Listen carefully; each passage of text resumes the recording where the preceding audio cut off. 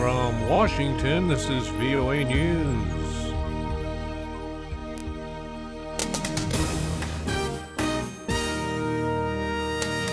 Pro-Russian separatists kill 7 Ukrainian troops in ambush. More than 150 feared dead in Turkish mine disaster. I'm Ray Kouguell reporting from Washington. The conflict in Ukraine escalated dramatically Tuesday when pro-Russian separatists ambushed a Ukrainian military armored column, killing 7 soldiers and wounding 7 others. Ukraine's defense ministry said a group of 30 rebels, whom it referred to as terrorists, attacked the armored column on the outskirts of a village 20 kilometers from the eastern Ukrainian city of Kramatorsk. UN Secretary General Ban Ki-moon is calling for an end to undermining Ukraine's territorial integrity. Over the past weeks, there has been much violence and little dialogue. I call on all those who have sought to undermine Ukraine's unity, territorial integrity, and stability to immediately cease such actions. UN Secretary General Ban Ki-moon. Mr. Ban announced he's accepted the resignation of UN Arab League envoy to Syria, Lakhdar Brahimi. VOA's Margaret Bashir reports. Ambassador Brahimi's resignation has been anticipated for some time. The elder statesman has frequently been rumored to be quitting his post and said recently that if elections take place in Syria on June 3rd, that his job to negotiate a political settlement and establish a transitional governing body would be pointless. The UN chief said he regretfully accepted the envoy's resignation effective May 31st. No successor has been named. Brahimi said he is very sad to leave Syria still mired in crisis, but that he believes it will be resolved. Margaret Bashir, VOA News, the United Nations. French Foreign Minister Laurent Fabius is accusing Syrian forces of 14 separate chemical weapons attacks in recent months, despite pledges to give them up. During a visit to Washington Tuesday, Mr. Fabius said the attacks include chlorine gas. The UN organization, which oversees Syria's chemical weapons destruction plans, will investigate allegations of those chlorine attacks.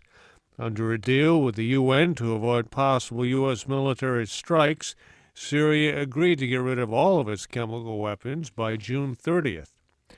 A local mayor says 157 miners are feared dead and hundreds more trapped after an electrical explosion and fire Tuesday at a coal mine in the Turkish town of Soma, south of Istanbul. Rescuers are pumping fresh air into the mine as they struggle to get the trapped miners out. Officials say an electrical unit exploded, causing a fire inside the mine in western Manisa province. It's been a full month now since more than 300 girls were kidnapped in Nigeria by the Islamist militant group Boko Haram. Nigerian officials are calling on the international community to not only help find the girls, but develop a long-term plan to contain the insurgency. Heather Murdoch has more from Abuja. U.S. officials say they are committed to helping Nigeria find the girls and in the larger fight against Boko Haram militants that have been blamed for thousands of deaths in the past 5 years. This is U.S. Undersecretary of State for Civilian Security, Democracy, and Human Rights, Sarah Sewell, speaking Tuesday in Abuja. The scourge of Boko Haram has continued to spread to neighboring regions, and it has become an issue that has really been highlighted in this recent incident as deserving greater international attention.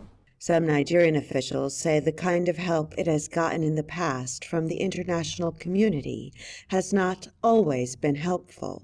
Heather Murdoch for VOA News, Abuja. An Israeli court sentenced former Prime Minister Ehud Olmert to 6 years in prison for taking bribes while he served as the mayor of Jerusalem. Mr. Olmert was guilty of taking about $160,000 to help push along construction of a housing project in Jerusalem. He he plans to appeal. A new survey finds that about a quarter of the world's population, more than 1 billion people, hold anti-Semitic views. The New York-based Anti-Defamation League says that it polled more than 53,000 people in 102 countries and territories over the last year. The survey found the highest concentration of anti-Semitism in the Middle East and North Africa. Europe's highest court ruled that people may ask Internet companies to remove information about them if they can show it is irrelevant or excessively personal in nature. The decision was handed down by the European Court in Luxembourg. The ruling stems from a case brought against the U.S.-based Internet search giant Google.